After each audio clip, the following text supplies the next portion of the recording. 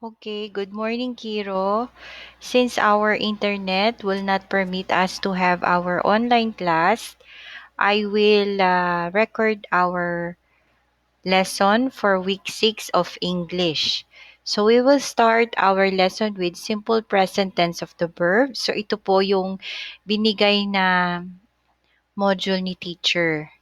So as we all know, ang verbs ay action words, anak. So, it is a very important in learning a language kasi ang ating verbs ang nagsasabi ng action sa isang sentence or sa isang paragraph or stories. So, they are always present in the sentence, kaya siya ay mahalaga. So, to understand them, we have to know the basic uh, where the verb focuses. Okay? So, itong simple present tense, it expresses a fact or actions that takes place regularly or frequently. Ibig sabihin, ang simple present tense ay ginagawa siya palagi or madalas sa present tense. Now, you are expected to use simple present tense of verbs in each sentence. So, like for example, dito yan. The simple present tense of the singular subject. So, pagka singular, it means we need to express the action in a singular or yung means only one, ha? So, most of the time, ang ating verb would need to just add S lamang sa kanyang base form. So, for example nito, yung ating example dito, Enrique draws his masterpiece. So, it's not pala Enrique. Enrico draws his masterpiece. So, sabi dito sa ating first rule, most verbs form their simple present tense by just adding S to the base form. So, uh, ang ating verb dito ay itong draws. Nilagyan lamang siya ng S, if you notice. Ha? Nilagyan lamang siya ng S. Okay, yan. Pinalakan ko ng konti. Kasi, bakit siya nilagyan ng S lang? Dahil ilan ang kanyang tinutukoy. Ang tinutukoy po niya ay isa lang, which is Enrico. Ayan. So, if singular ang ating subject, we have to use the singular form of the present tense, which is may S siya. Okay, most of the time. So, since our verb is draw, yung ating base form, it ends with W or consonant.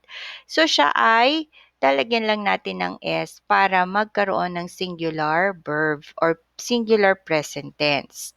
Now, dito naman, for yung iba naman nating rule. For verbs that is ending with double S, SH, CH, X, and O, we form their plural by adding ES. Okay, at the end. Ha? Like for example, our sentence here is, she brushes her teeth 3 times a day. Okay. So our verb here is brushes.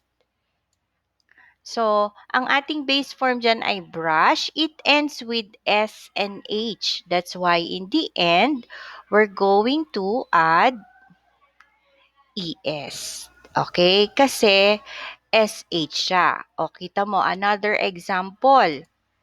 The baker mixes the ingredients in a bowl. So, ang ating baker, the baker is the subject which is singular. Ang ating verb ay mixes. Kaya siya nilagyan natin ng ES sa huli kasi nag-i-end siya dito sa X. Okay? So, basta double S, SH, CH, X, and O, we put ES at the end to show the singular form of the simple present tense. Okay? So that is the second rule. Now, we move on to the third rule. Okay, there are some verbs that ends with Y. What are we going to do if the verbs ending in Y?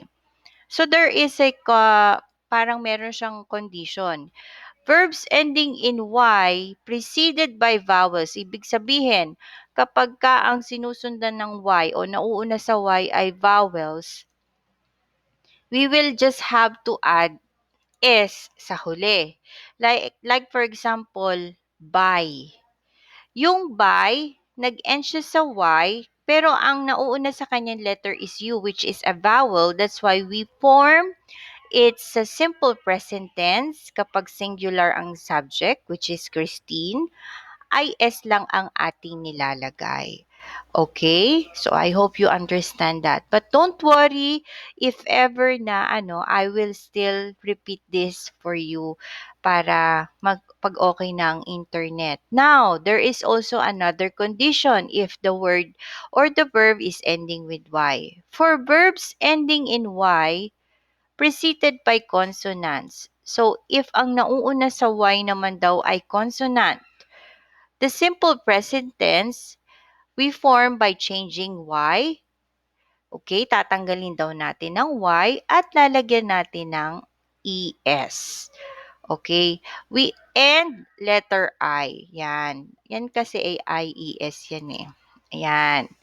So, for example, katulad nito, dry. Ang kanyang word dyan ay dry.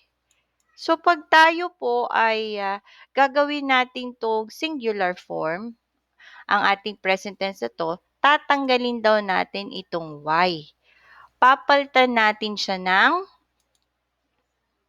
I at lalagyan ng ES sa huli.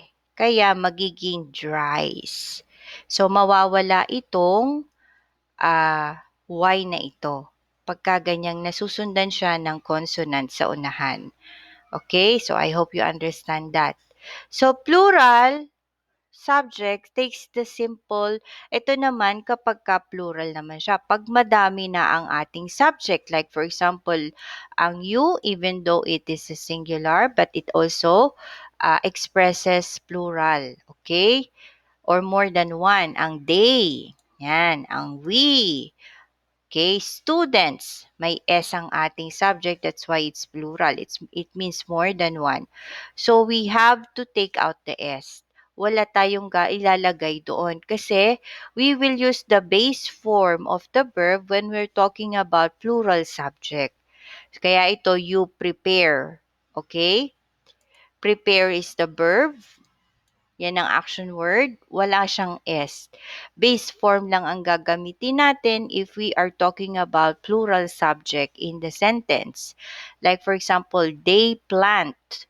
O they plan pala, sorry. They plan. So, ang plan natin ng ating verb, no S, no IES, kasi we're talking about they, which is more than one.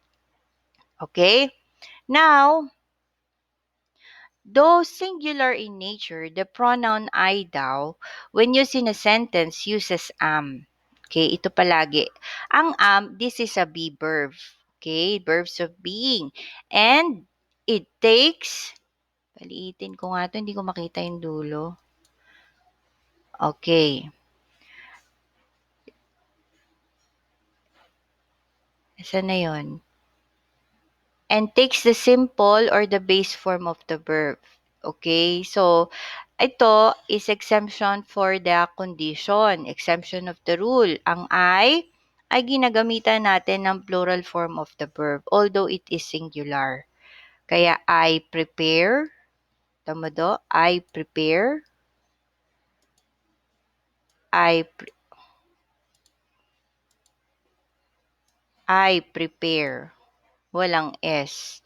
So, ang you din, although sometimes it could be singular, it is also takes the plural form of the verb. So, you write. Walang S. Naintindihan?